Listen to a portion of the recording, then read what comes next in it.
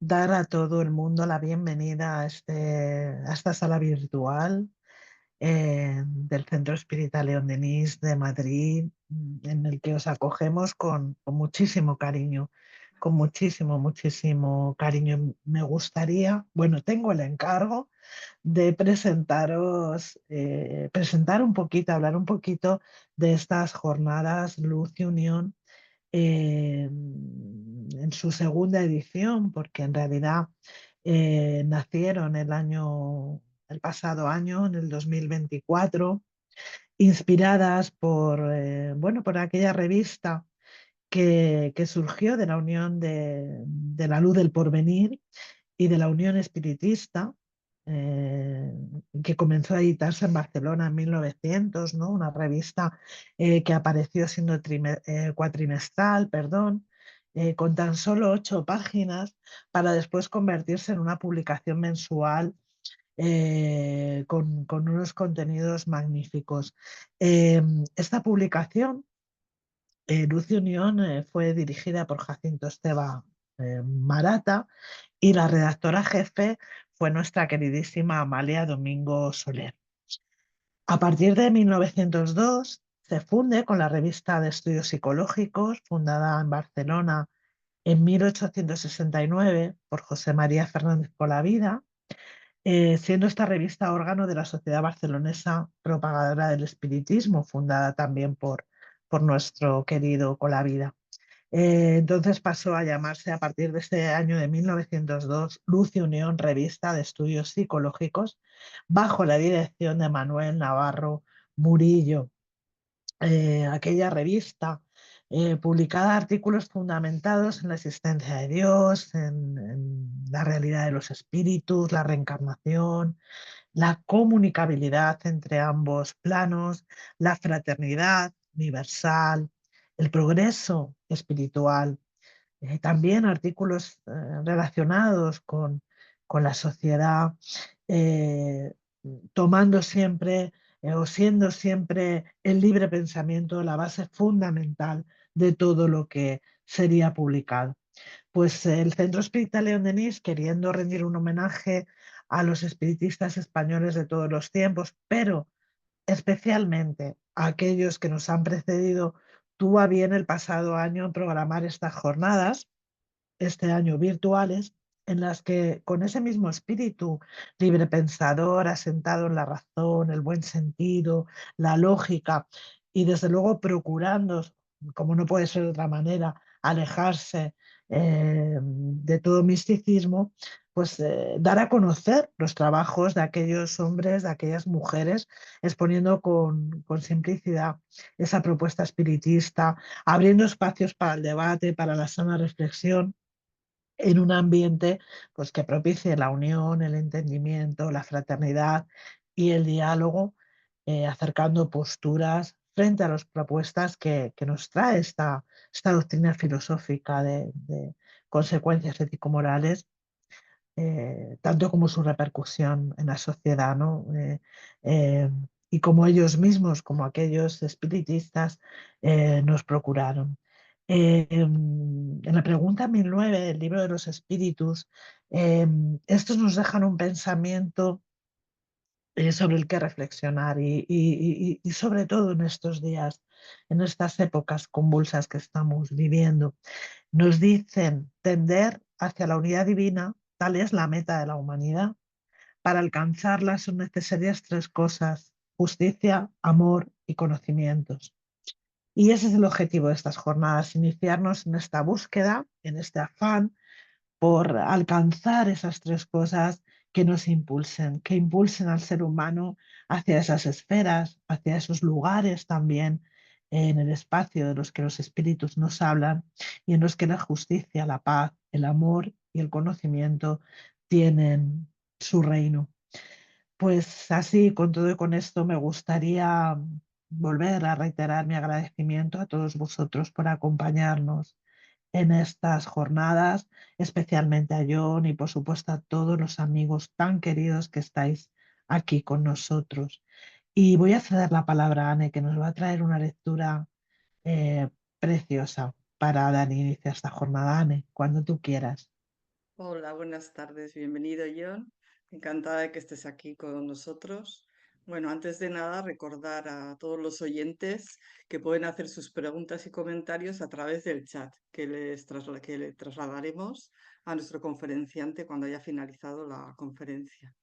Y sí, voy a hacer una lectura a modo de introducción extraída de La luz del porvenir de Amalia Domingo Soler, en concreto un extracto recogido en el capítulo 3 de cuán distintas maneras habla la ciencia.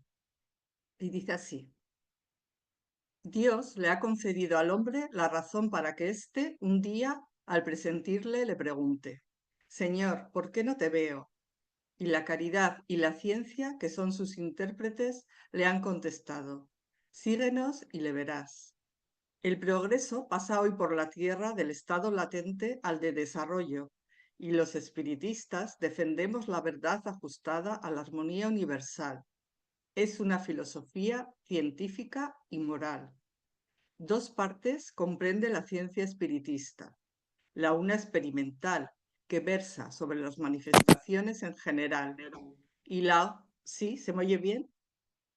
Y la otra filosófica, que comprende las manifestaciones inteligentes.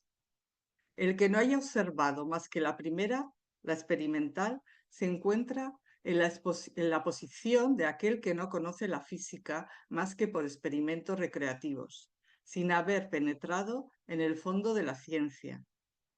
La verdadera doctrina espiritista consiste en la enseñanza dada por los espíritus y por el estudio serio y continuado, hecho en el silencio y en el recogimiento, porque solamente en tales condiciones pueden observarse un número infinito de hechos y matices que pasan desapercibidos y que permiten la adquisición de una opinión fundada en algo razonable.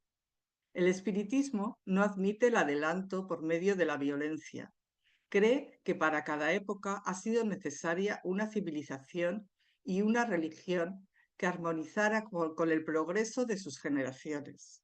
Hoy el hombre tiene distintas aspiraciones porque es más libre y más instruido que ayer, y mañana lo será mucho más que hoy. Solo tres cosas quedarán inamovibles: Dios, la ciencia y el amor. Adelante, Sara. Bueno, muchas gracias, Anne, por la lectura tan bonita de Amalia Domingo Soler. Voy a hacer ahora la presentación de nuestro querido invitado John Aizpurua. Él es psicólogo clínico venezolano, actualmente residenciado en Murcia, España, egresado de la Universidad Central de Venezuela. En esta alta casa de estudios ejerció la docencia en la Facultad de Humanidades y Educación durante 30 años.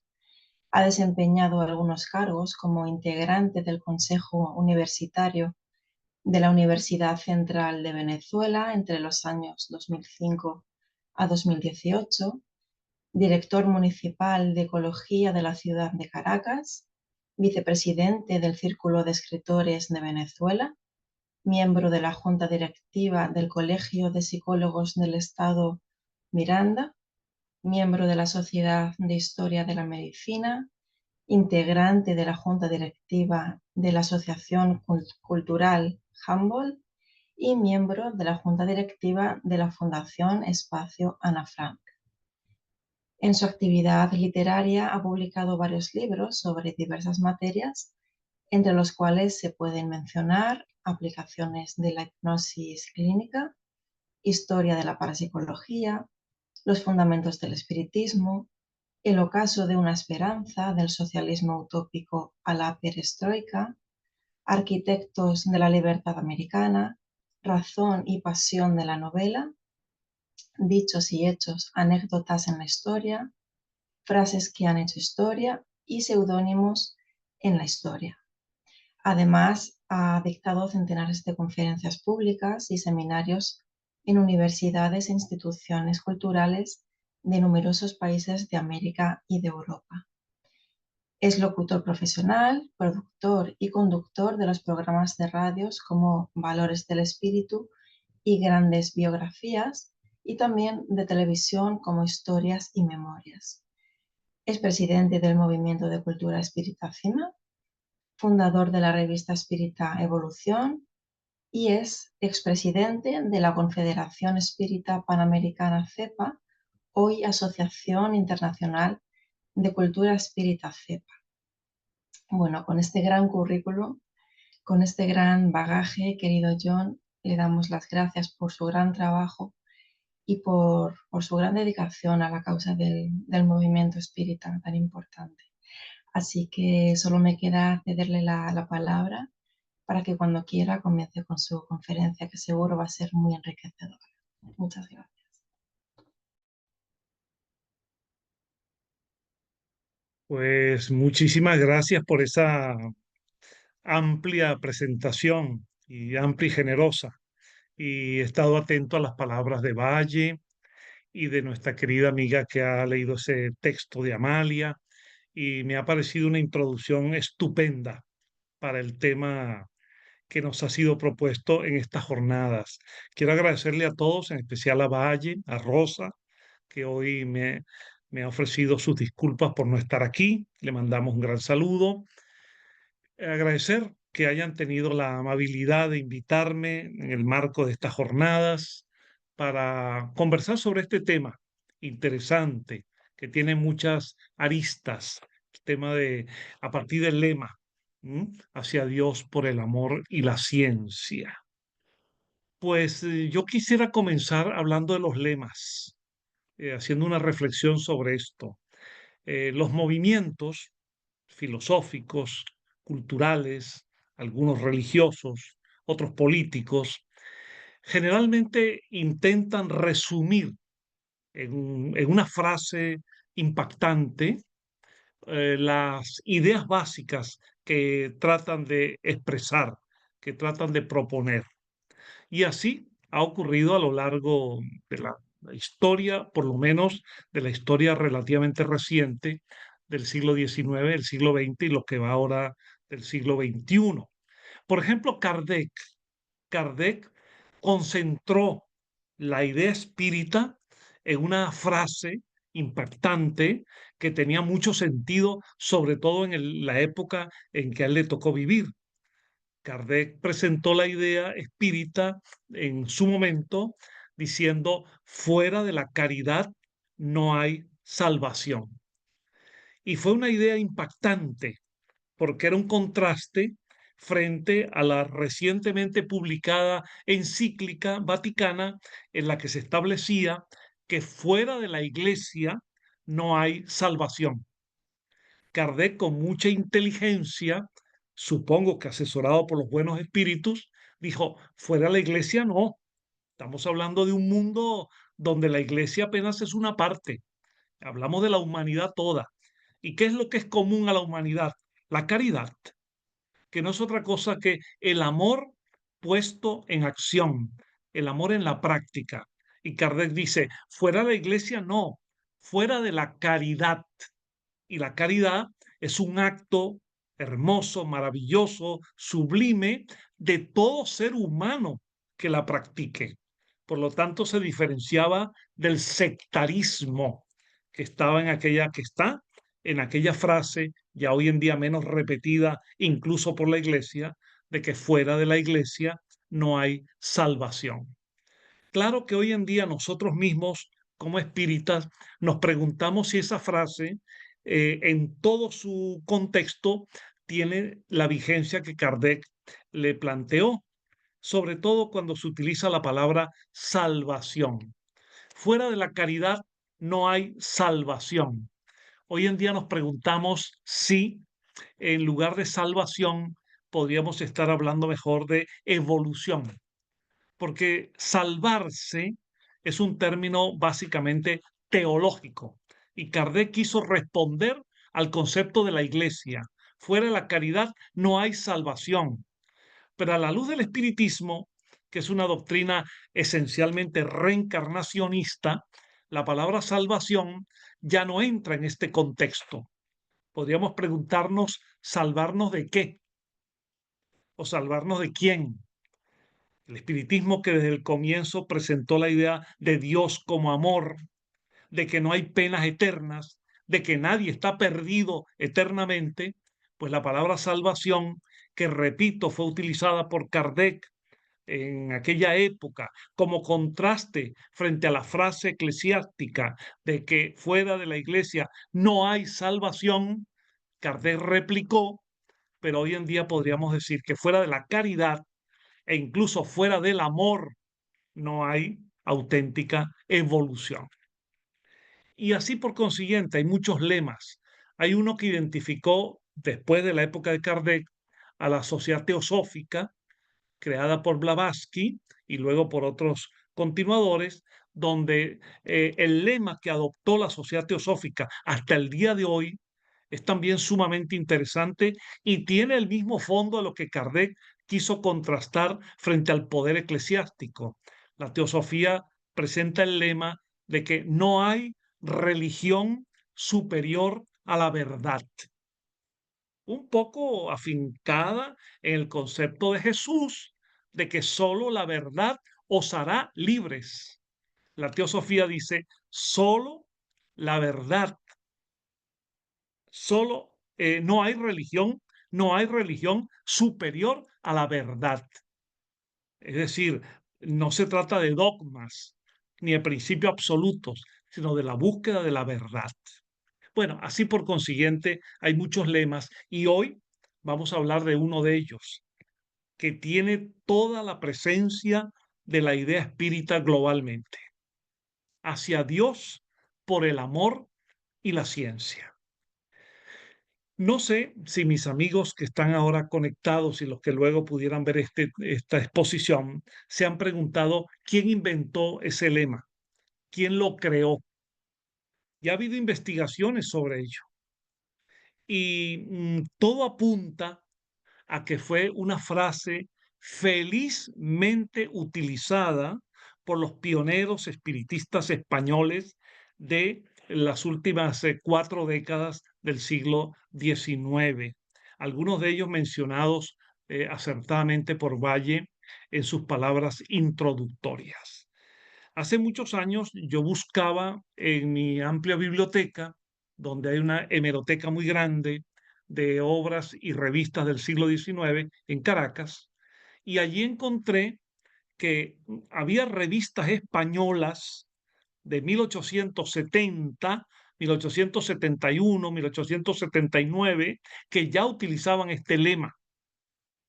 No lo encontré, por cierto, y era la idea que yo tenía, no lo encontré explícitamente en la revista La Luz del Porvenir, en la etapa en que Amalia la dirigió, mas sí la encontré en algunas revistas donde el vizconde Torres Solanot escribía.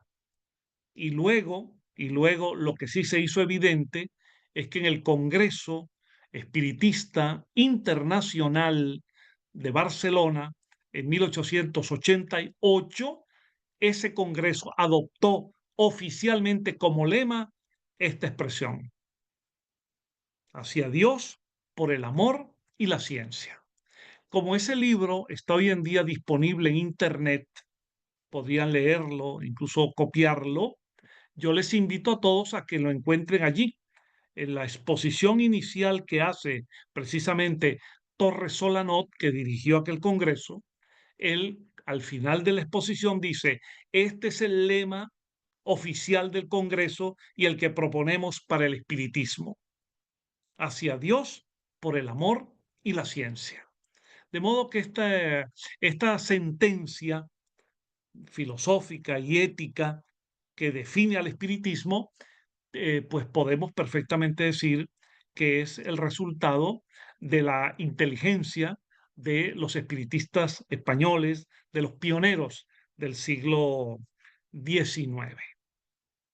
Bien, pues dicho eso, vamos a examinar el contenido, el contenido de esta sentencia magnífica que perfectamente calza con la idea espírita en sus vertientes básicas, científicas, filosóficas, éticas, estéticas, históricas, culturales.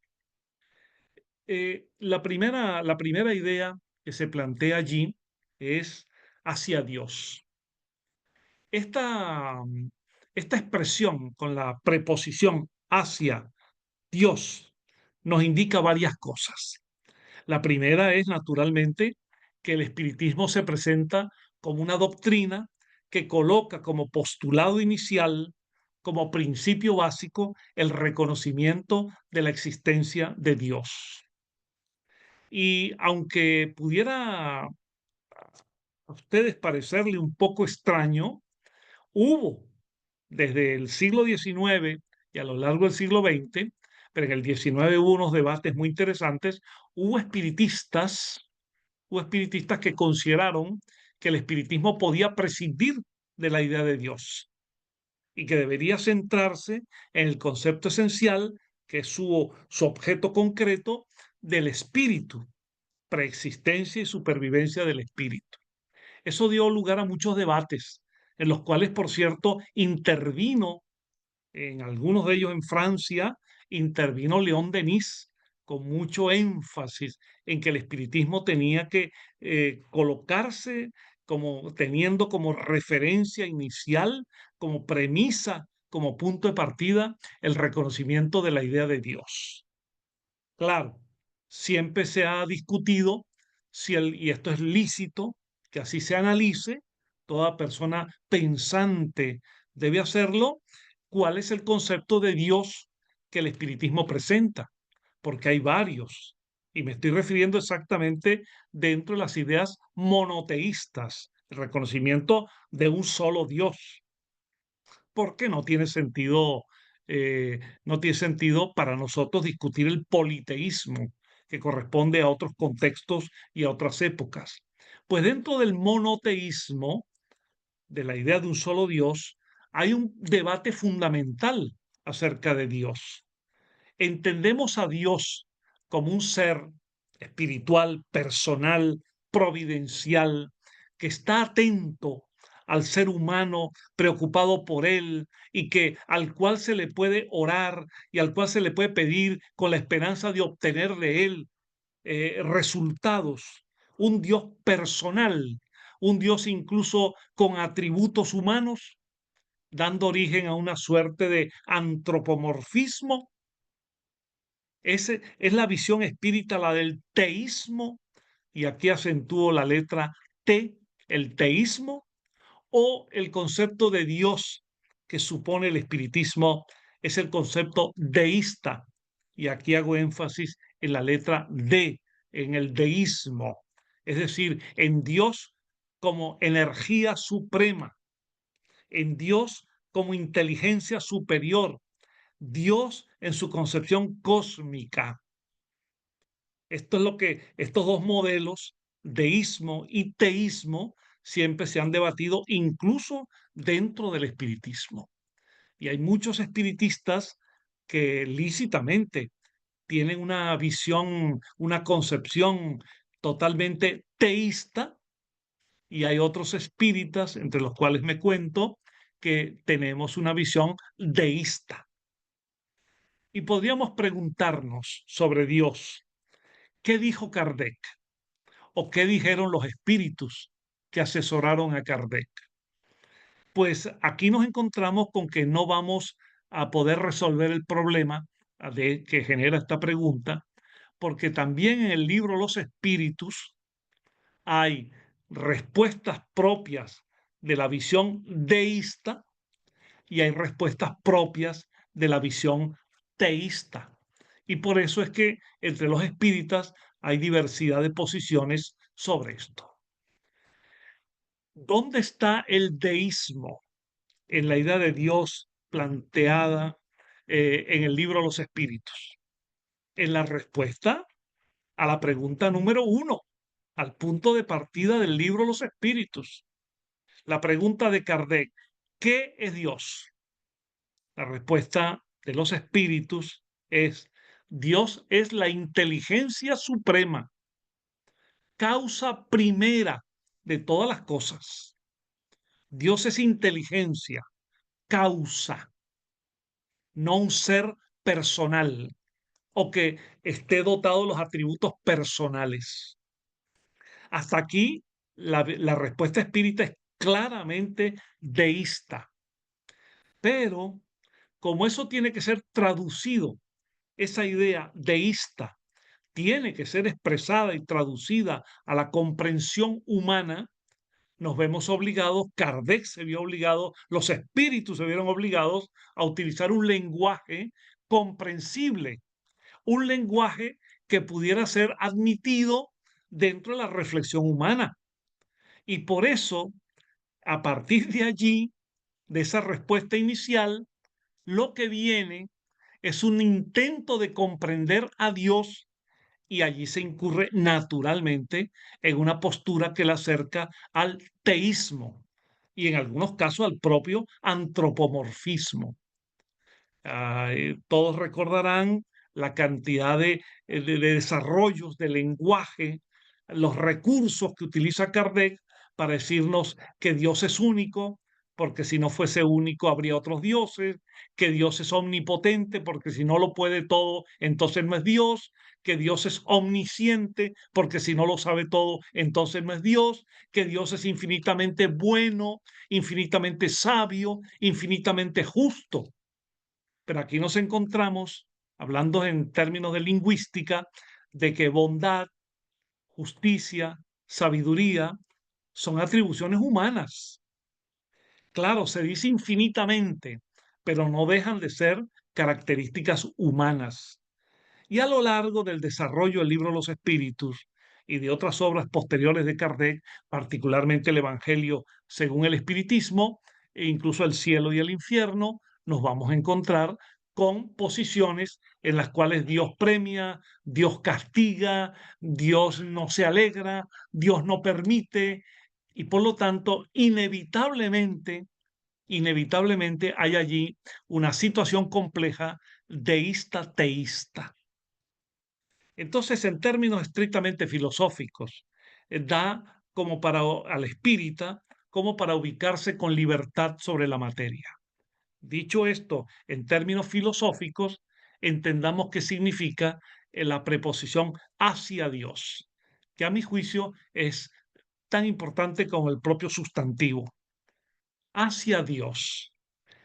Es evidente que cuando los espíritas españoles dedujeron esa frase a la luz de los principios espíritas para plantearla como lema, se colocaron en la idea de que Dios era el punto hacia el cual debe mirar la evolución del espíritu o debe orientarse, porque queriendo decir con ello que hay una connotación ética, moral, de aplicación moral, una connotación concreta de hacia dónde hay que orientar ese proceso de sentimientos, pensamientos y conductas humanas. Entonces, como yo lo he escrito alguna vez en algún libro, en esta expresión hacia Dios, el espiritismo avanza desde lo teológico a lo teleológico. Y esto no es una frase divertida, esto implica, entraña un sentimiento, una concepción filosófica.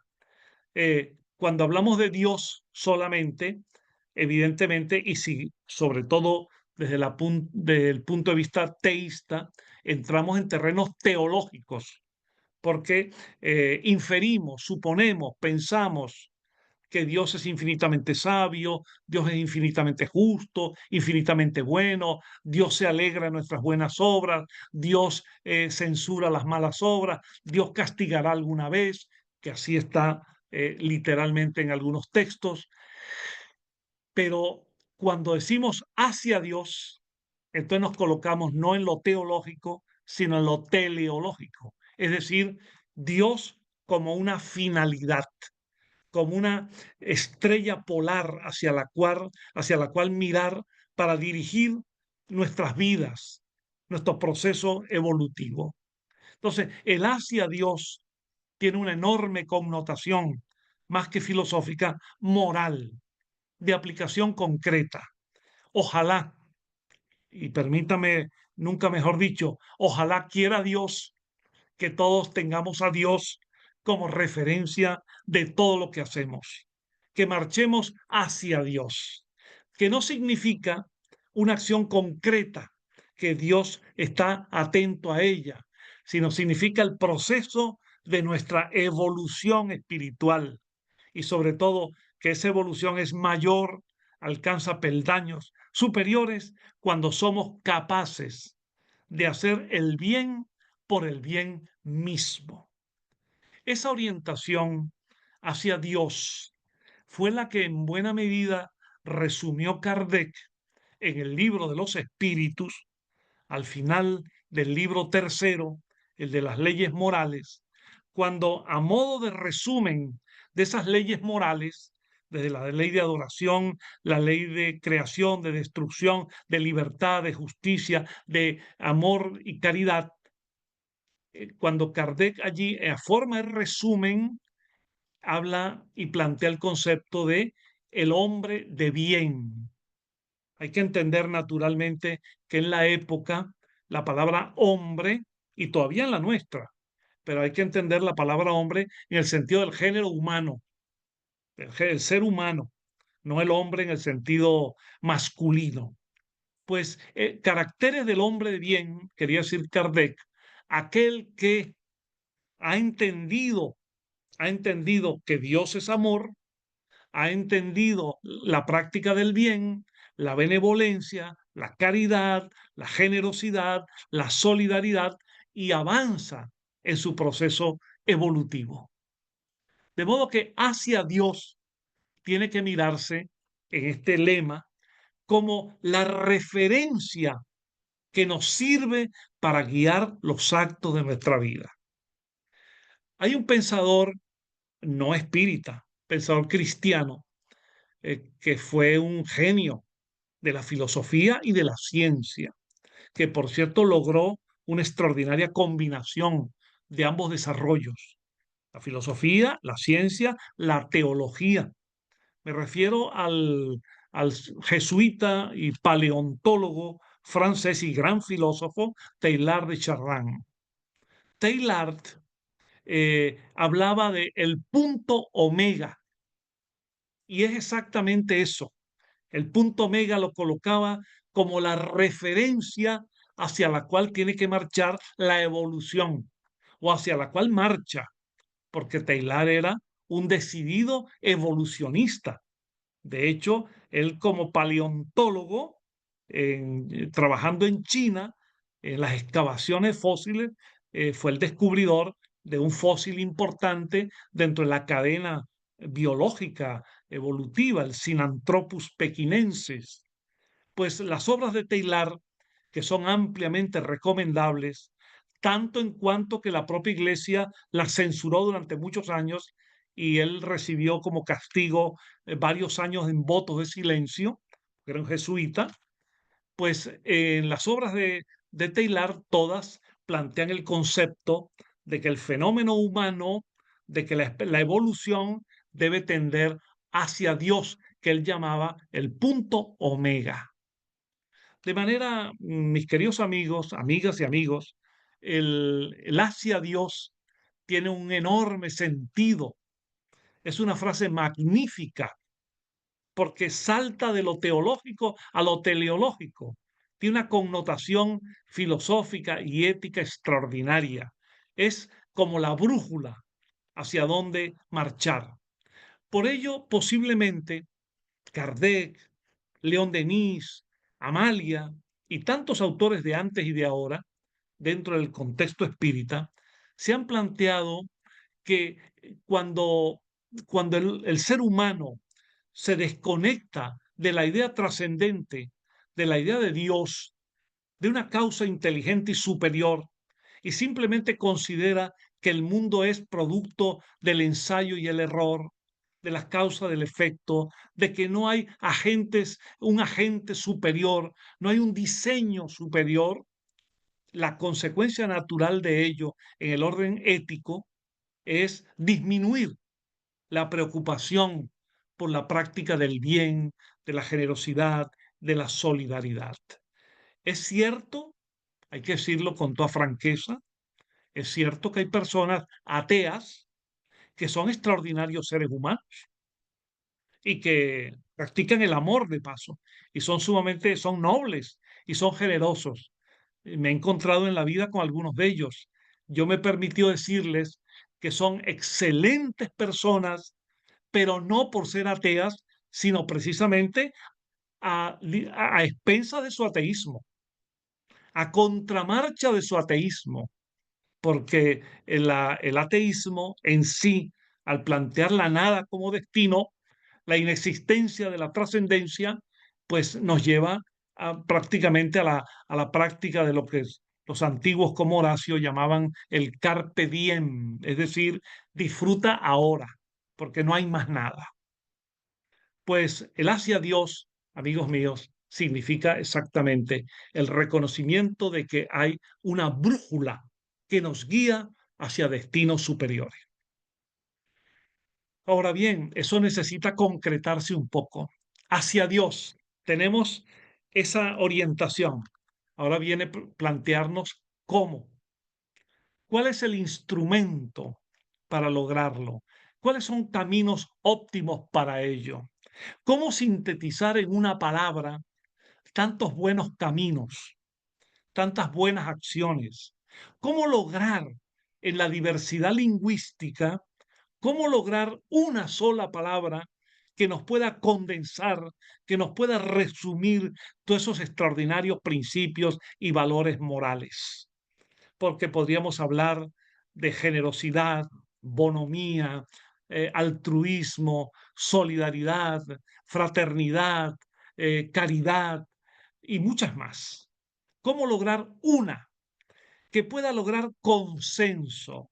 O como quería Kardec, conseguir esa palabra que no encuentre oposición por ninguna parte. Indiscutiblemente, si se realiza una suerte de sondeo de opinión universal, esa palabra que puede unir, que puede unificar, que puede reunir a las personas de cualquier raza, nacionalidad, cultura, época, esa palabra unificadora es la palabra amor. Por ello ha sido muy acertado decir hacia Dios por el amor, porque el amor no le pertenece a ninguna creencia. El amor, aunque alguna religión, cualquiera que ella sea, casi todas lo dicen, se considere dueña del amor o dueña de la expresión controladora del amor, o que tienen el monopolio del amor, o algunas filosofías, incluyendo en ello al espiritismo, ninguna tiene el monopolio del amor. El amor no es una frase de la que alguien se pueda apoderar. El amor es una experiencia íntima, personal, intransferible y que de paso necesita ser menos practicada y más practicada, es lo que esta palabra significa. La práctica del amor por encima de la propia teorización. De hecho, es tan difícil definir el amor como la propia definición de Dios. Cuando algunos clásicos de la antigüedad y algunos doctores de la iglesia le preguntaron qué es Dios o quién es Dios o qué significa Dios, algunos de ellos dijeron, si me preguntas lo que es Dios, te diré que no lo sé. Pero si dejas de preguntármelo, ya lo sé. Algo parecido ocurre con el amor. Si nos preguntas qué es el amor, tenemos que acudir a las formas limitadas del lenguaje que utilizamos. El lenguaje de por sí es condicional, es limitado, es corto, se queda corto incluso ante las ideas, ante el espíritu, pero es lo que tenemos, como ahora mismo yo lo tengo y lo ejerzo, para verbalizar un planteamiento. Entonces, ¿qué es el amor? Casi parafraseando, yo me atrevo a decir, si me lo preguntas, no sé, pero si no me lo preguntas, yo sé lo que es. Porque tenemos que utilizar un método cartesiano, como recomendaba Descartes, de dividir por partes el concepto. ¿Qué es amor? No teniendo la posibilidad holística, global, de hablar del amor, vamos por lo menos a aproximarnos por fragmentos del amor. Obviamente, y utilizando aquí la sabia recomendación de Jesús, ama al prójimo como a ti mismo. Ama a Dios como a ti mismo. Pues obviamente el amor tiene que empezar por nosotros mismos. Amarnos, que no significa egocentrismo, que no significa vanidad, que no significa narcisismo. Amarnos es poner en práctica la ley de conservación de la vida, de que la vida es una experiencia maravillosa. Cada vida es una experiencia maravillosa. Pero en este caso, la que ahora tenemos y disfrutamos, la vida es una experiencia hermosa y maravillosa, y en cualquier situación y aún en medio de dificultades vale la pena vivir. Y el espiritismo en esto ha sido categórico, no para condenar a nadie por ideas suicidas o prácticas suicidas o atentatorias de su propia vida, que no estamos de acuerdo, pero tampoco nos convertimos en inquisidores de nadie, ¿no? Pero sí, al contrario, la educación en positivo. Vale la pena vivir, aún con las dificultades que podamos cada uno tener. Amor a nosotros mismos significa vivir, tratar de vivir adecuadamente, dando al César lo que es del César, es decir, atendiendo al organismo en sus necesidades y no convirtiéndonos en ermitaños o en gente que se flagela, sino atendiendo a un organismo que necesita estar bien, sano, saludable, limpio, estéticamente apreciable, para compartir con los demás. Amor a uno mismo significa, por lo tanto, esa posición de reconocimiento de nuestro organismo. Y amor, dando al César lo que es del César, amor al espíritu, a la fuerza espiritual que nos dirige, que nos anima, que somos nosotros mismos, los que tenemos este cuerpo a través del cual hablamos. ¿Y qué significa amar al espíritu?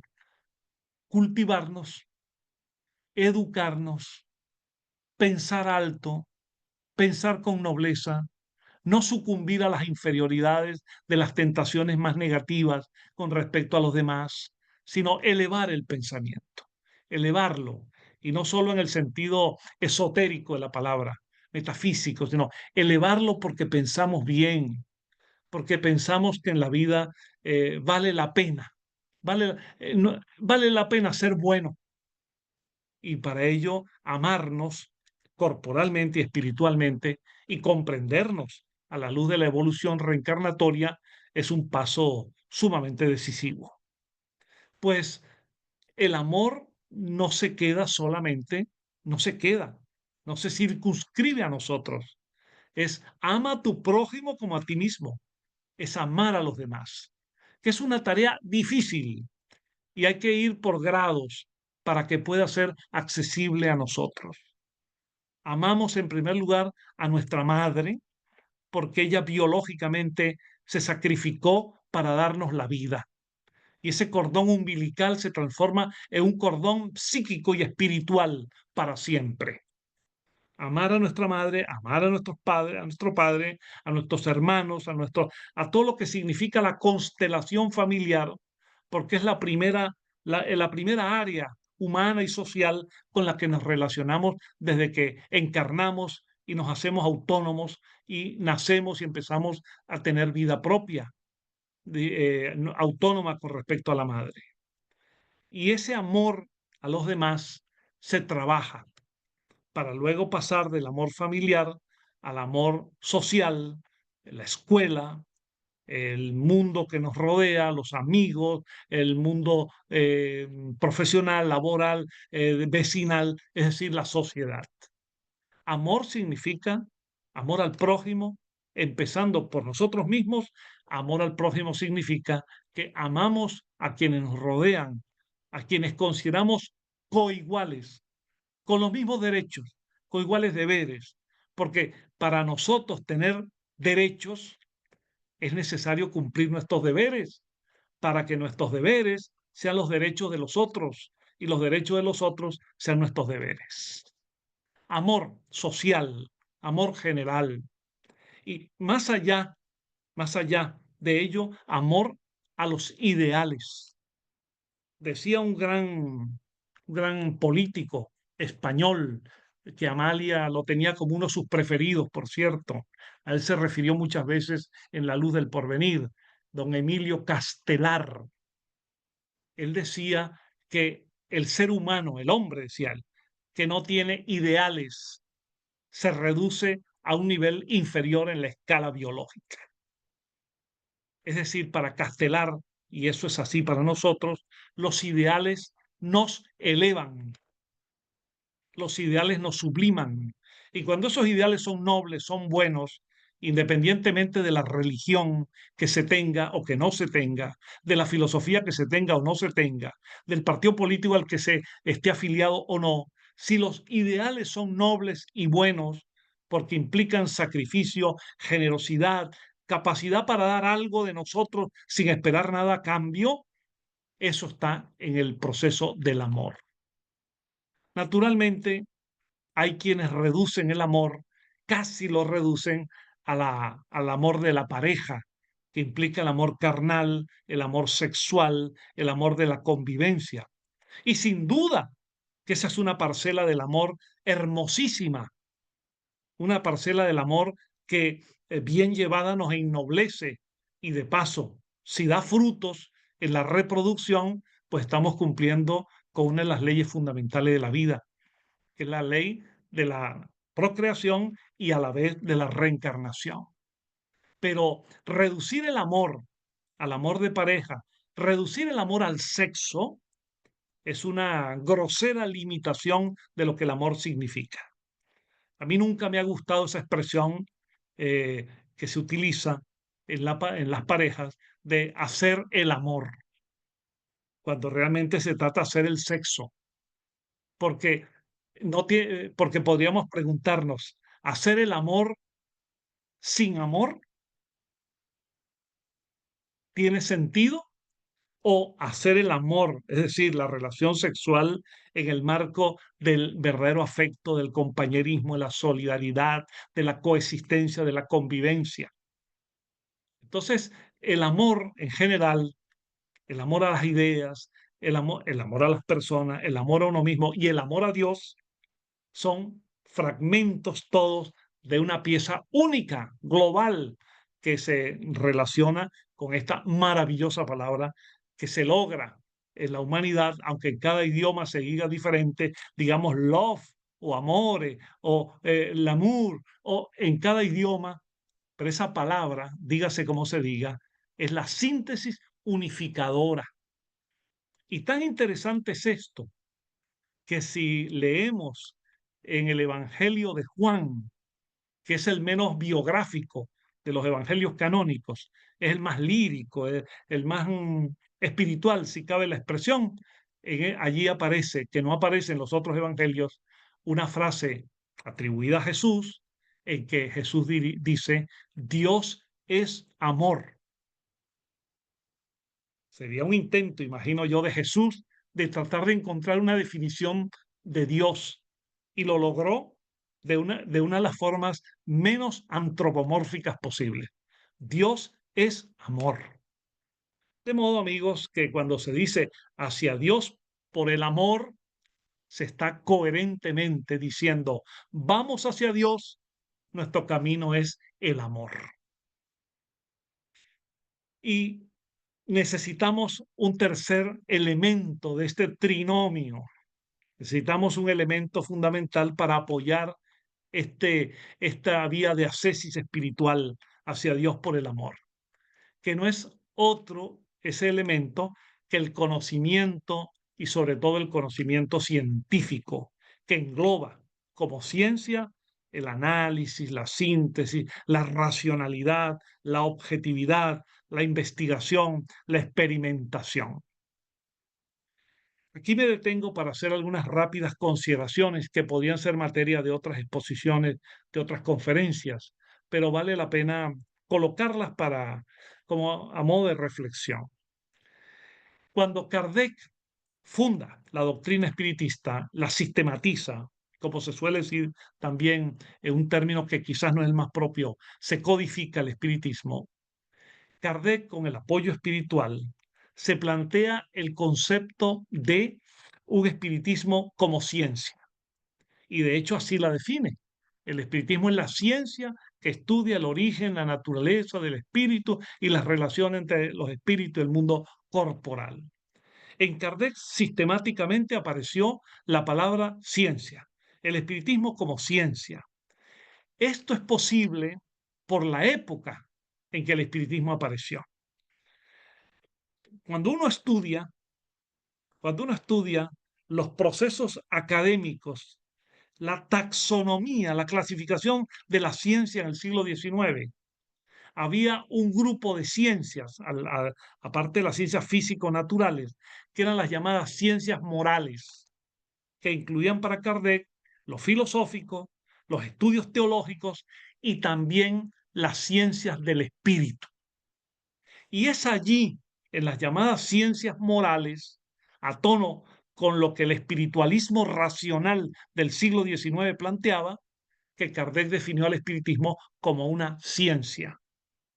Y dándose cuenta Kardec que el espiritismo no tenía los recursos técnicos, experimentales, laboratorios, para entrar a estudiar el objeto de su investigación, que es el espíritu, dándose cuenta de ello, Kardec llegó a decir, es que esas ciencias materiales, de ellas no es la competencia del espíritu, porque se daba cuenta de las limitaciones. Sin embargo, experimentadores espiritistas posteriores a Kardec consideraron que sí se podía tratar de diseñar un modelo de ciencia espírita. El primero de ellos, de manera clarísima, fue Gabriel Delan. Delan intentó construir una ciencia espírita sobre la base de la filosofía establecida por Kardec. Y para ello incluso trajo a París médiums, investigó por distintos caminos, se codeó con psicólogos, psiquistas, psiquiatras y metapsiquistas de su tiempo, experimentó fenómenos de efectos intelectuales, fenómenos de efectos físicos. Hay un libro de Delan maravilloso sobre esto, que es la base de la ciencia espírita apoyada en la mediunidad. El libro se llama Investigaciones en la mediunidad o sobre la mediunidad, y allí Delan intentó establecer una ciencia. Pero ya estamos hablando de finales del siglo XIX, comienzo del siglo XX, donde la visión de la ciencia en términos académicos va cambiando. Y ya en el modelo científico que va a predominar hasta nuestros días, que es un modelo claramente materialista, pero es el modelo, es el paradigma, allí no cabe eso de una ciencia moral, salvo como una expresión meramente retórica, como una expresión para decir que la moral, en el contexto de la ética, tiene una conexión con el hombre que hace ciencia, para que su aplicación científica no se desvíe de las necesidades éticas de preservar en el ser humano. Pero en términos estrictamente académicos y científicos, el espiritismo hoy no es una ciencia. Porque una cosa es, como yo siempre lo digo a mis amigos espíritas, una cosa es que hablemos entre nosotros, en casa, en confianza y en familia, y otra cosa es que tengamos que ir a hablar de espiritismo a las universidades, como le ha tocado a este servidor. Y cuando intentamos hablar de la ciencia espírita, pues las preguntas son obvias. ¿Dónde están los laboratorios? ¿Dónde están los protocolos científicos? ¿Dónde están los investigadores? ¿Dónde están los trabajos publicados? ¿Dónde están las experiencias contrastadas? Y nosotros lo que tenemos son centros espíritas, el movimiento espírita. Entonces, ¿el espiritismo es una ciencia? Depende. Es una ciencia, como Kardec lo quiso, en tanto en cuanto sus principios, sus postulados pueden ser investigados y se puede hacer experimentación sobre ellos.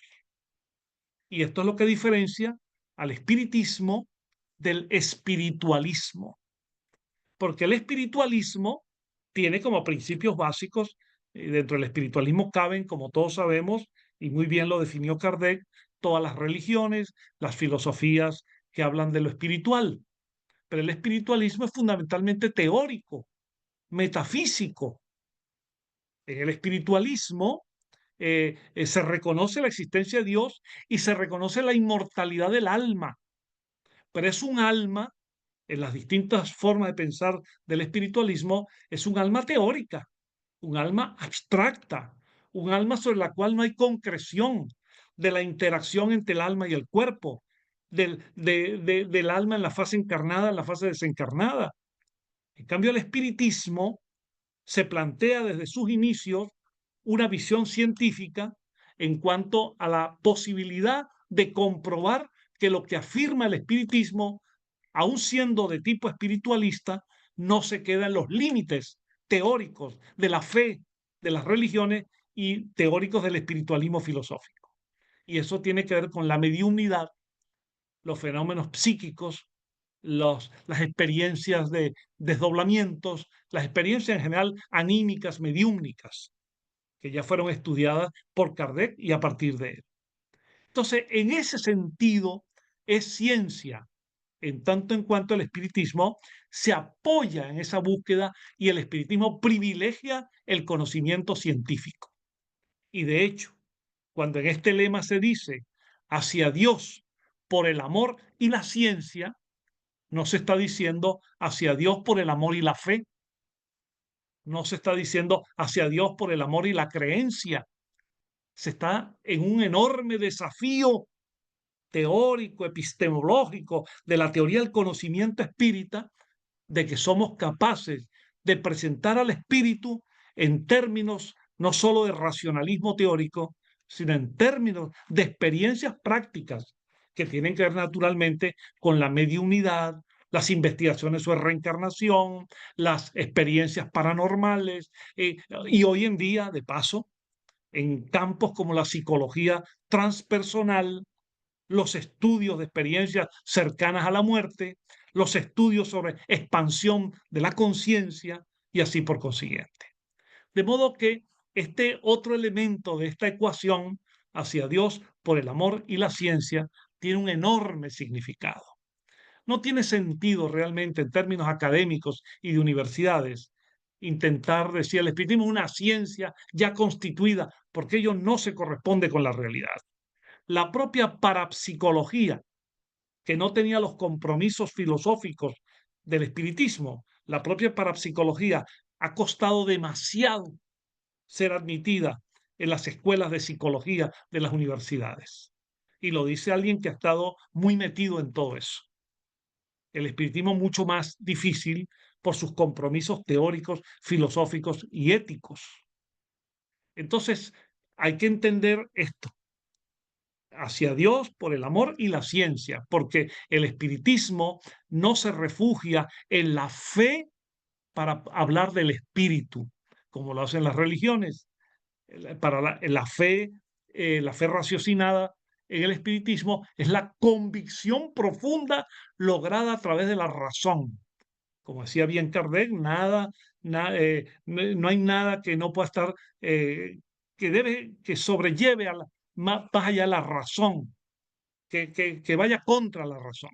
No debe ser parte del enfoque espírita.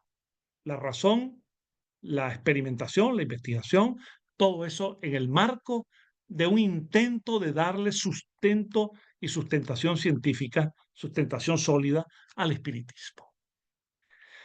Entonces, mis queridos amigos, pidiendo que me perdonen por la extensión de esta exposición, pero yo quiero decir que es una frase magnífica que nos orienta perfectamente hacia lo que somos, lo que queremos ser, lo que queremos plantear. El espiritismo como una filosofía moral que se apoya en hechos científicos y que busca la trascendencia, que busca la evolución, que busca el desarrollo del ser humano a través de la práctica del amor, con todo lo que ello implica. Así que pienso que es una frase magnífica pienso que nos identifica perfectamente a los propósitos del espiritismo y pienso que es bueno que tengamos claros todos estos términos para saberlos colocar donde y cuando corresponde.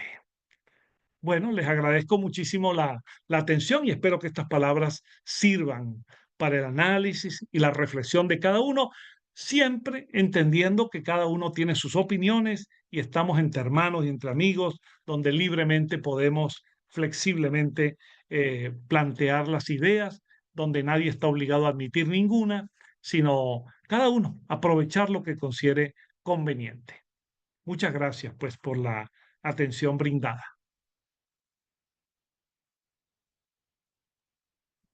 Bueno, muchísimas gracias, John. Muchísimas gracias porque creo que nos has aclarado cosas muy importantes, ¿no? Como tú dices, naturalmente para nuestra reflexión, para que nosotros vayamos elaborando también nuestra propia idea, pero creo que son cosas muy oportunas y muy esclarecedoras que nos ayudan a situarnos, ¿no? Y a entender y a comprender de dónde y por qué, de dónde y por qué vienen las cosas. Yo sé que va a haber preguntas que vais a querer hablar, así que voy a cederle la palabra a Sara, que va a ser, Sara y Anne van a ser nuestras moderadoras. Así que gracias, John, gracias desde el corazón. Bueno, muchísimas gracias, John, por la gran conferencia que nos ha ofrecido. Ha sido muy, muy interesante y me ha gustado muchísimo y desde luego creo que da para un segundo visionado, ¿no? O incluso un tercer visionado por toda la información que nos ha aportado usted. Bueno, ya tenemos algunos comentarios en el chat. Animaos a poner alguna pregunta si queréis. Samsung SMA dice, excelente ponencia, hermosa. Solo una observación. Mamá, él ama a tu prójimo. O sea, yo creo que dice, él, él dice que tenemos que amar a nuestro prójimo, ¿no? Está en el Levítico 19:18. Antonio Pina nos dice, excelente conferencia. Y Paloma Vázquez, muchísimas gracias. Felicidades por tu exposición, magnífica. Pues sí, ha sido una conferencia estupenda, querido John. Creo que Anne también tiene una pregunta para usted, ¿no? Si se la quieres trasladar, Anne. Sí, muchas gracias. Yo me ha encantado la conferencia, mucho. Bueno, yo me quedo igual con dos cosas que has comentado. Una, el tema del amor, importantísimo, que quizás nos quede mucho, mucho para un poco vislumbrar lo que es ese amor incondicional, ese amor en mayúsculas que tú comentabas. Creo que tenemos todavía mucho trabajo por delante para eso. Y luego te quería preguntar, a ver, algo ya has hablado, pero un poco matizar. Has comentado que ya comienzan a divulgarse experiencias cercanas a la muerte, hechos que ocurren a muchos trabajadores de medicina, psiquiatría, y luego también en el campo de la psicología, pues con figuras como Jung, que manifestó encontrar el patrón de Dios en la psique del ser humano, la psicología transpersonal y por otra parte los avances de la física cuántica. Con todo esto y todos los avances que se están dando, ¿crees que con todas estas vías podrá la ciencia algún día darnos explicaciones de lo que Dios es y de su constatación? Pues, Annie, nunca mejor dicho, Dios quiera, Dios quiera. Eh, Esto hay que mirarlo en términos, y a nosotros los espíritas nos interesa mirarlo así, en términos de los paradigmas.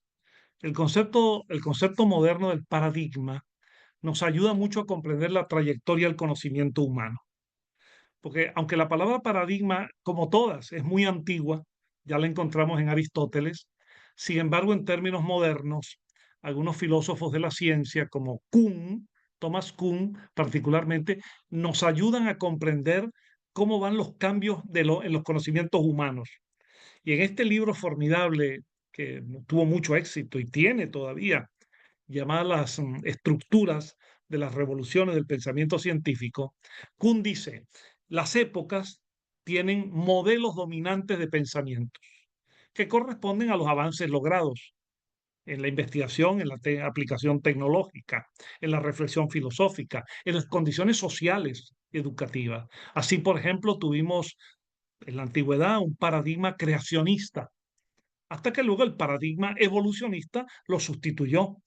O tuvimos un paradigma geocéntrico y luego el paradigma heliocéntrico lo sustituyó. Hemos tenido paradigmas dominantes a partir de ciertas creencias religiosas, hasta que el paradigma del positivismo, del racionalismo, lo fue sustituyendo en la manera dominante del pensamiento humano. Y en el paradigma en que estamos actualmente, el dominante, es un paradigma que se puede clasificar de, en primer lugar, materialista como concepción general, fisiologista, en cuanto atiende básicamente al punto de partida de la fisiología de los seres vivos, es un paradigma reduccionista que reduce la idea universal a la materia, desconociendo una posible realidad espiritual. Es un paradigma de cierta connotación mecanicista, en tanto aplica una forma rigurosa de causa-efecto. Ese paradigma, en nuestra visión ahora espírita y de algunos pensadores, ya adelantó Frillo Capra, por ejemplo, cuando habló del Tao de la física, Rupert Sheldrake, cuando habló de los campos morfogenéticos, y otros más, hasta nuestros días, empezaron a plantearse que aunque no nos demos cuenta, estamos en un proceso paulatino de una sustitución del paradigma. Hay un libro estupendo con un título que quizás no es el más espírita, pero es muy interesante, de Marilyn Ferguson, es un libro que en español se ha difundido mucho, llamado La conspiración de Acuario. Y que no necesariamente tiene que ver con temas astrológicos, sino con el tema de los paradigmas, del materialismo al espiritualismo. Y Marilyn Ferguson resume la idea diciendo, en todo el mundo hay miles de personas que no se conocen entre sí, que no pertenecen a iglesias, a instituciones de ningún tipo, pero cada una en su campo de acción, en su campo de pensamiento, son médicos, físicos, biólogos, filósofos, teólogos, informáticos, sin contacto entre sí, están todos como una tela de araña, trabajando, tejiendo, y se está construyendo un nuevo paradigma. Y ese nuevo paradigma, en lugar de materialista, tiende a ser un paradigma espiritualista. Y no estoy diciendo espírita, sino espiritualista. Un paradigma holístico en lugar de un paradigma reduccionista. Un paradigma que es sistémico y no fisiológico. Y un paradigma que es ecológico y no destructor. Un paradigma que va en dirección a la trascendencia y no a la nada. Entonces, esta concepción de un nuevo paradigma, nosotros los espíritas tenemos que insertarnos en ese paradigma. No para plantear que el espiritismo es el que va a dirigir la humanidad, porque el espiritismo es la tercera revelación de Dios, ni el consolador que dijo Jesús, que eso no lo va a aceptar nadie, sino los espíritas en casa. No, el espiritismo es una propuesta que está en el nuevo paradigma. Kardec tiene una frescura, Kardec tiene una lozanía, no porque tengamos que recitarlo al pie de la letra como si fuese una Biblia, sino porque las ideas básicas de Kardec están en sintonía con las nuevas directrices del nuevo paradigma. Y por lo tanto, confiamos, y los espíritas hacemos nuestro aporte, más teórico que práctico, sobre todo con la experiencia mediúmnica bien conducida, con los estudios de reencarnación, apoyando los estudios de experiencias cercanas a la muerte, lo que la psicología transpersonal, ya abierta antes por Jung, todo eso es parte de un nuevo paradigma. Vamos a pensar en términos ya no ni siquiera tercer milenio, sino sin fijar fecha. Mirar adelante de que vamos y nos metemos en el carro del nuevo paradigma, no para pretender evangelizar a la humanidad. Eso no es así. No para pretender adoctrinar a nadie, sino porque lo que nos interesa es que el mundo se abra al descubrimiento de lo que ya los antiguos decían. No solo Jesús, el maestro de la verdad y del amor, sino Hermes Trismegisto, Pitágoras, Buda, los grandes modelos espirituales de las tradiciones humanas, ahora planteados en el lenguaje de la ciencia, de la física, en su visión del relativismo a la cuántica, de la nueva biología, de las nuevas disciplinas, por supuesto, de la parapsicología. Reconocernos en ese paradigma. Yo creo que ese es hacia Dios por el amor y la ciencia.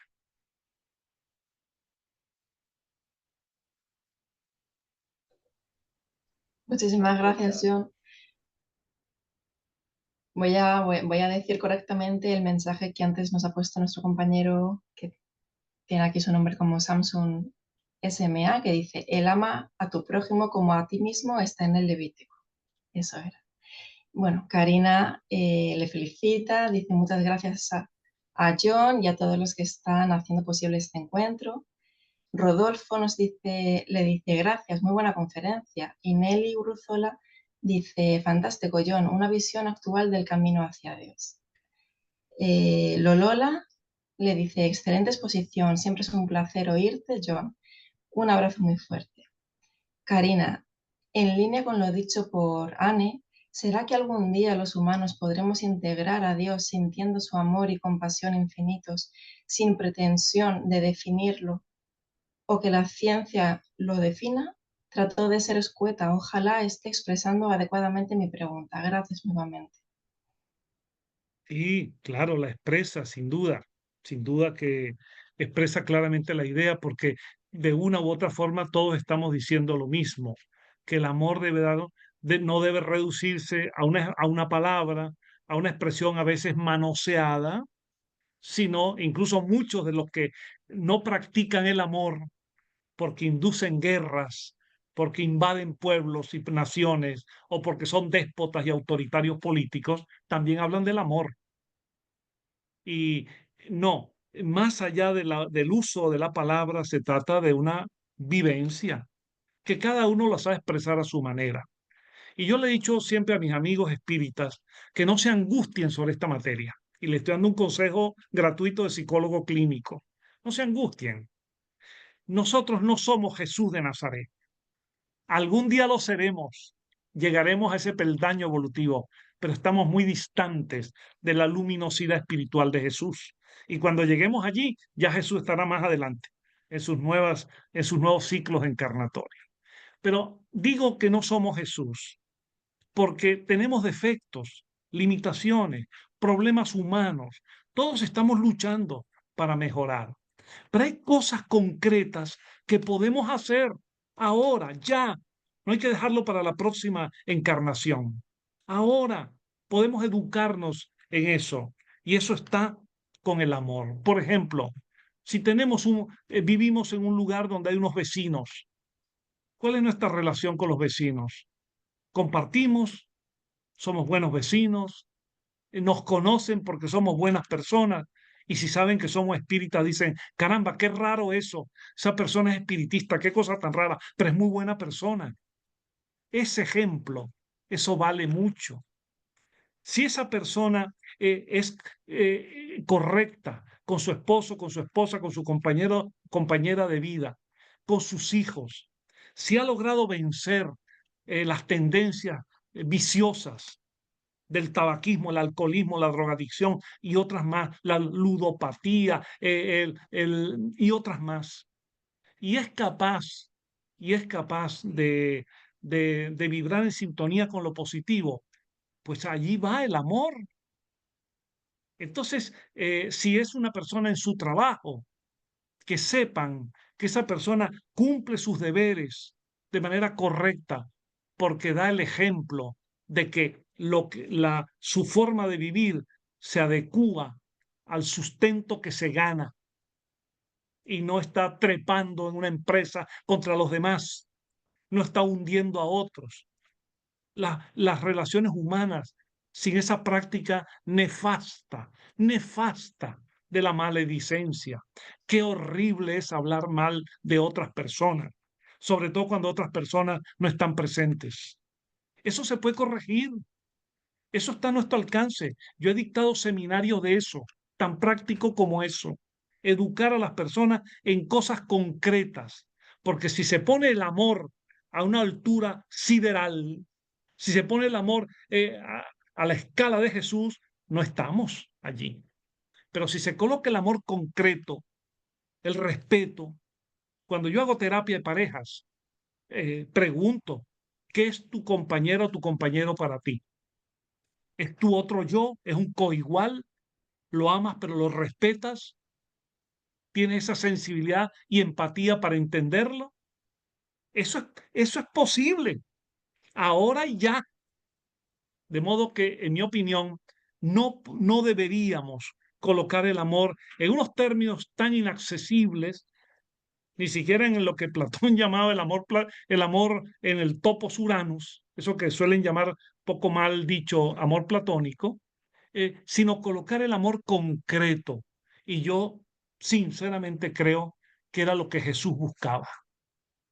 Cuando Jesús reprende a la mujer adúltera, cuando vence a toda aquella turba de religiosos fanáticos que, interpretando las leyes antiguas de Moisés, la apedreaban, ¿eh? Y Jesús lanza, o querían apedrearla, y Jesús les impreca diciendo, bueno, el que esté libre de pecado que lance la primera, y se tienen que ir todos avergonzados.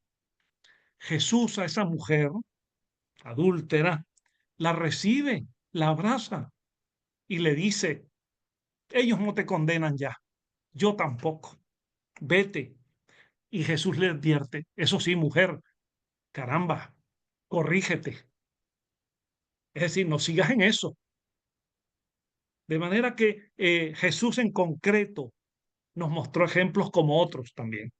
Y en mi opinión, para resumir, si al amor le damos dimensión humana y no divina, no extraterrestre, si al amor le damos dimensión temporal, si le damos dimensión ahora, podríamos estar contribuyendo al mundo mejor ese que todos soñamos, que todos anhelamos.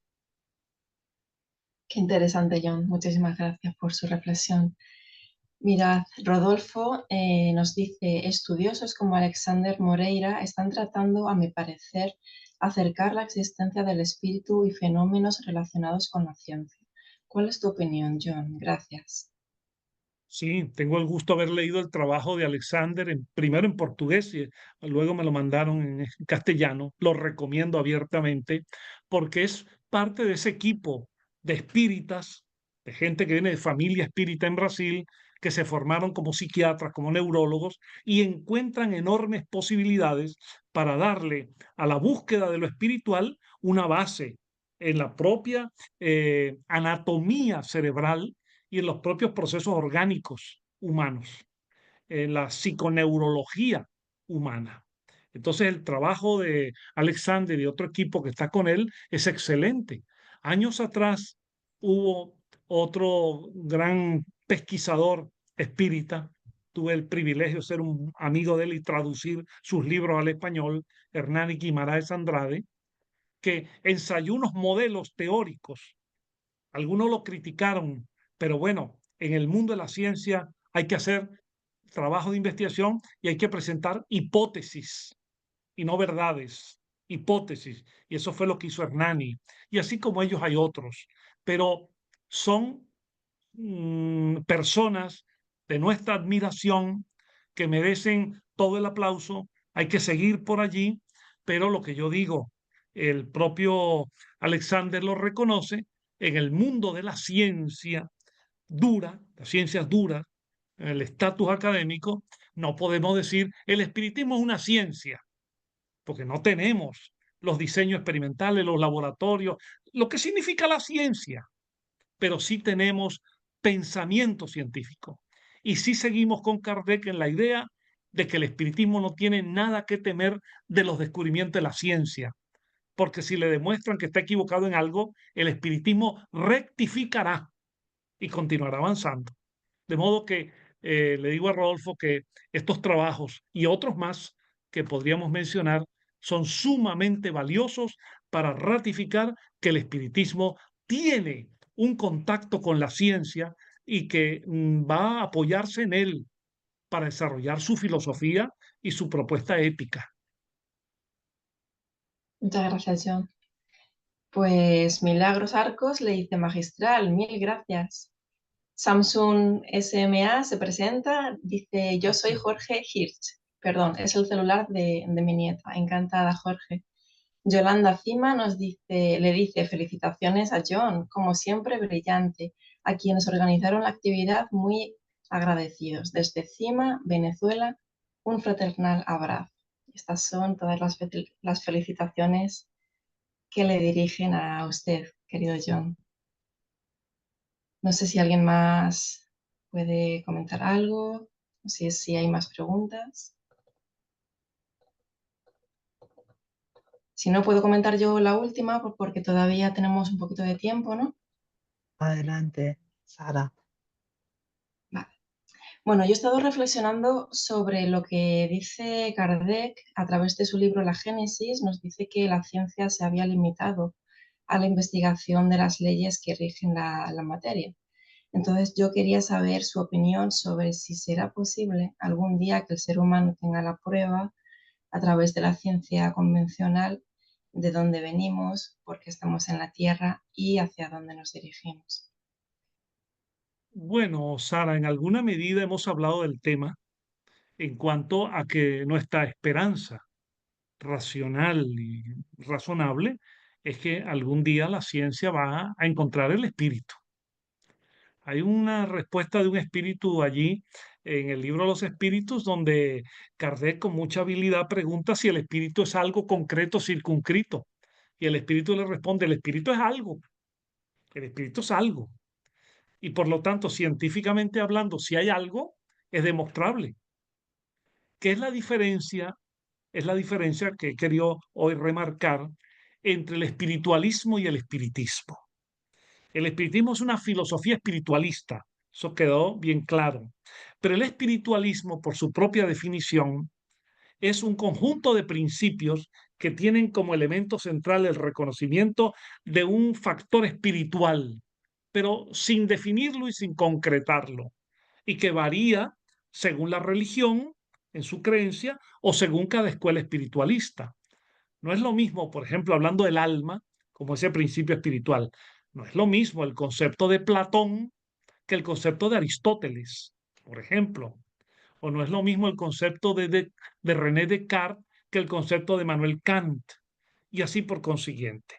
Y dentro de las escuelas esotéricas, que son también espiritualistas, como la teosofía, la antroposofía, el rosacrucismo y otras escuelas de esta naturaleza, pues tienen sus propios conceptos sobre el espíritu, los cuerpos espirituales, en algunos casos la reencarnación, pero a la hora de concretar un camino experimental para llegar al espíritu, tienen limitaciones y tropiezos, porque al no admitir los procesos de comunicación entre los espíritus desencarnados y el mundo encarnado, se están privando de una metodología experimental que es la más importante, porque si el espíritu sobrevive a la muerte física, si el espíritu reencarna, si el espíritu ocupa un intervalo en el intermundio,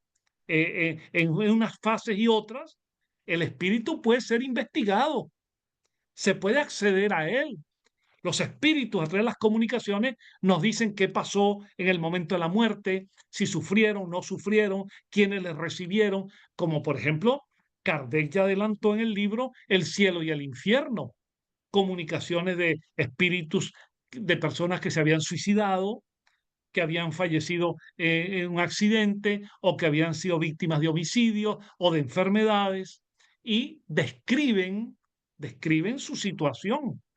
Eso ha sido repetido hasta nuestros días por millones de comunicaciones mediúmnicas, que algunas sean comunicaciones poco concretas, es verdad, que algunas comunicaciones sean extremadamente genéricas o se limiten a consejos morales, es verdad, pero hay un porcentaje importante de comunicaciones mediúmnicas que ofrecen material concreto para investigar las condiciones del espíritu en el nivel desencarnado. Bueno, allí está la gran posibilidad.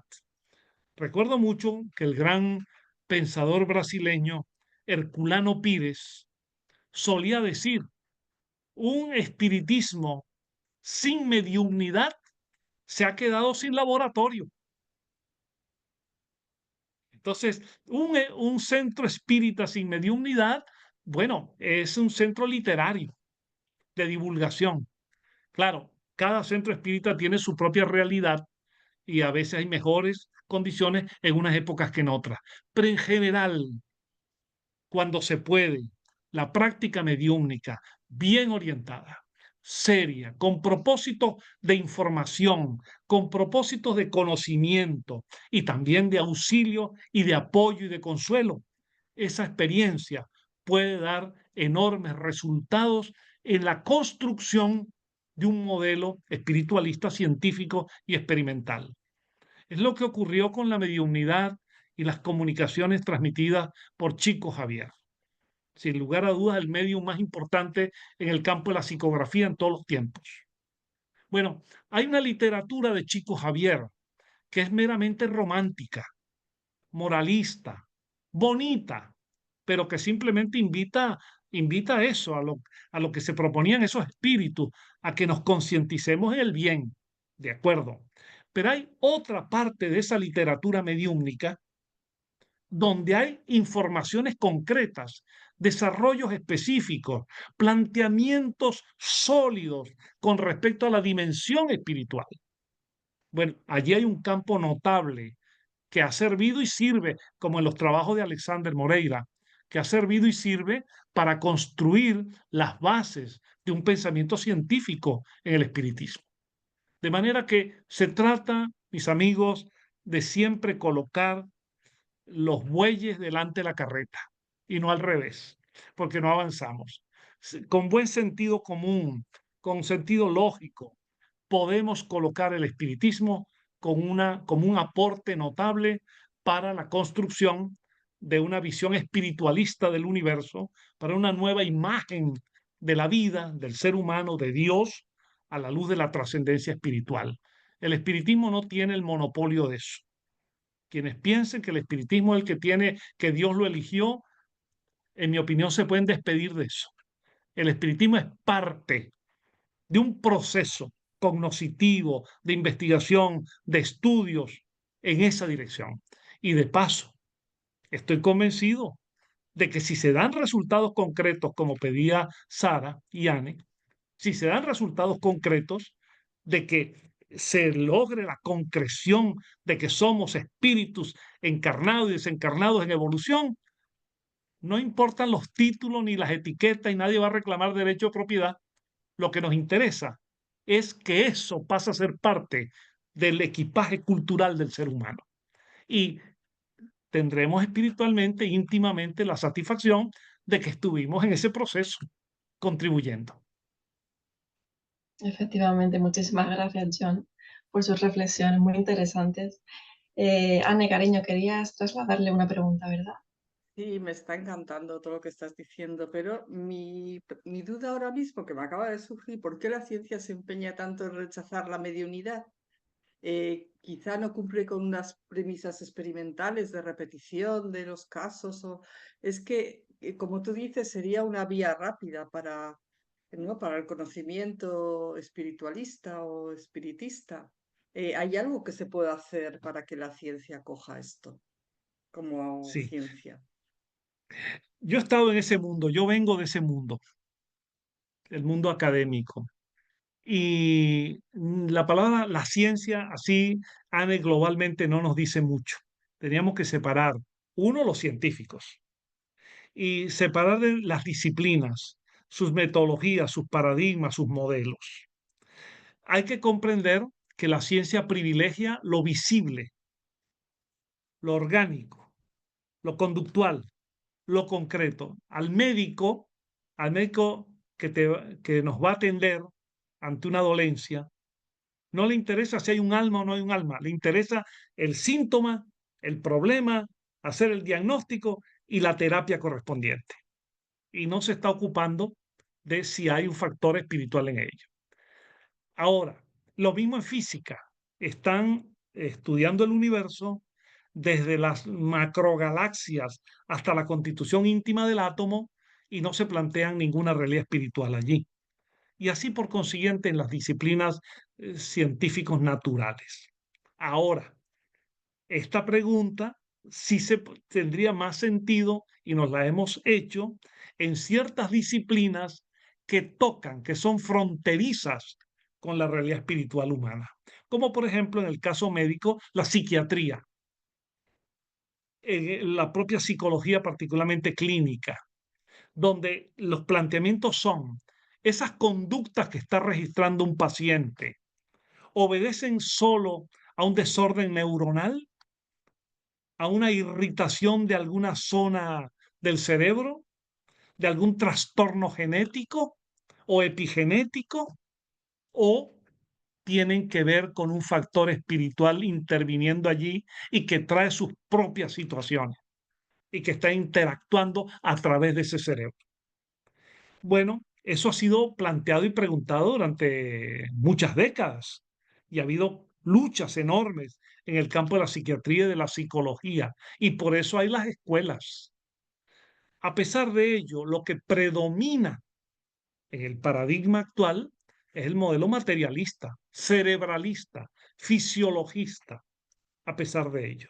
Incluso, incluso se han dado casos de psiquiatras, incluso escuelas de psiquiatría, que en la presencia, una comisión ha presenciado fenómenos mediúmnicos de identificación de espíritus, con informaciones concretas, respondiendo a las preguntas concretas de los investigadores, y terminan en su trabajo diciendo que hay un desarrollo cerebral no conocido, inespecífico, que no podemos identificar, pero no admiten esa realidad trascendental espiritual.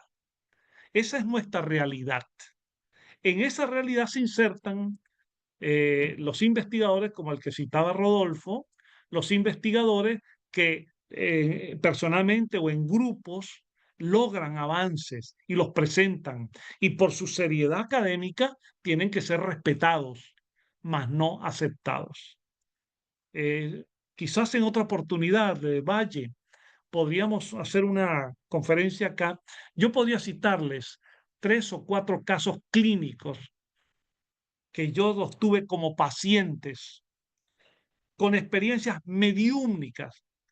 Yo ejercí la vicepresidencia del Colegio de Psicólogos de Venezuela y los presenté en el Colegio de Psicólogos, casos evidentes que la solución terapéutica se logró por la vía mediúmnica, que dimos de alta al paciente por la intervención de espíritus.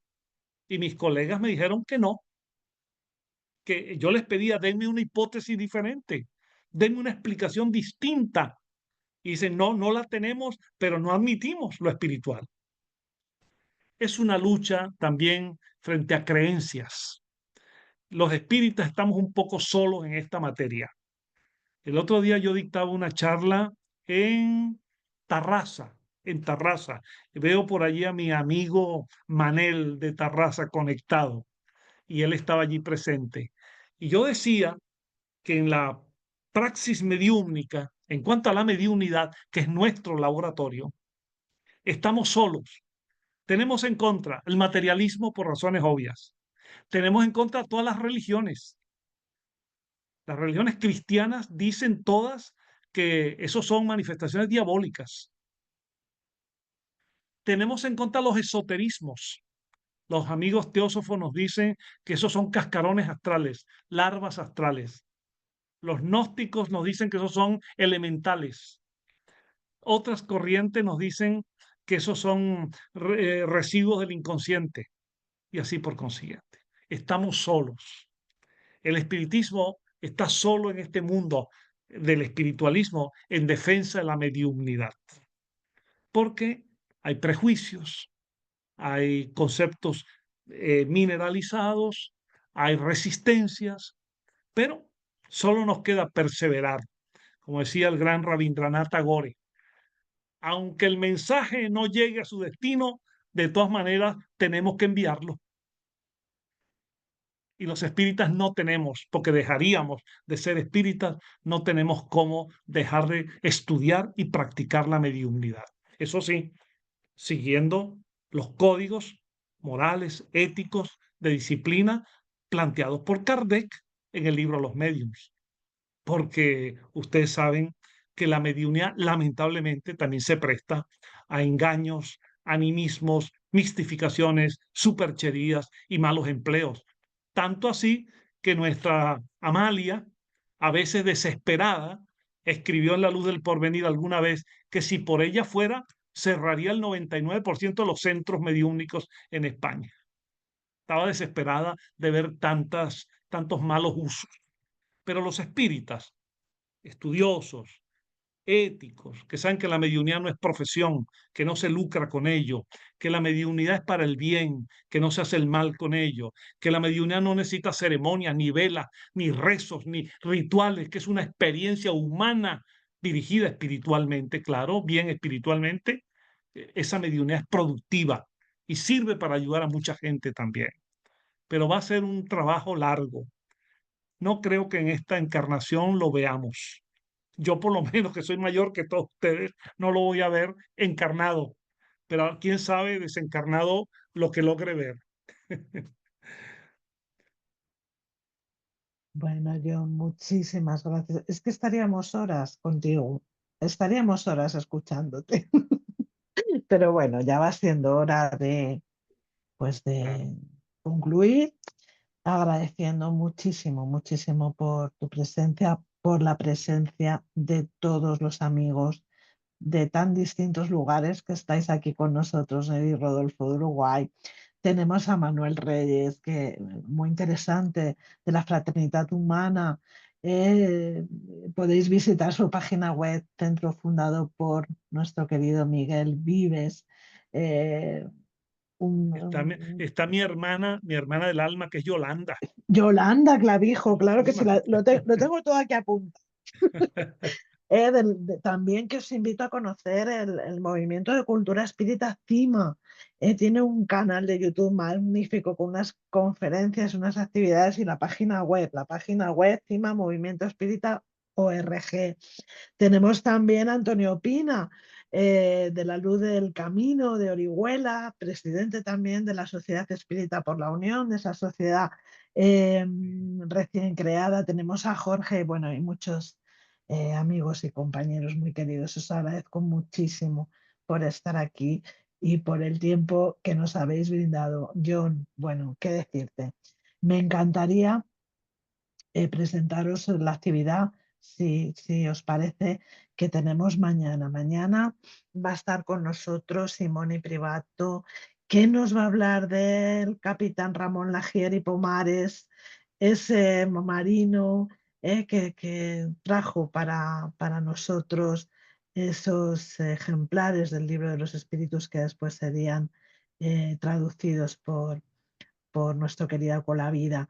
Esta actividad será mañana a las 7:30 de la tarde, hora de aquí de España. Y bueno, estáis todos, por supuesto, invitados, invitadísimos a acompañarnos. Y bueno, pues poco más que agradeceros, repito, por vuestra presencia en esta tarde. E invitaros a acompañarnos también mañana, si así lo deseáis. Abrazos, abrazos enormes, enormes para todos. Gracias, muchas gracias por tanto que nos Pronto. dais.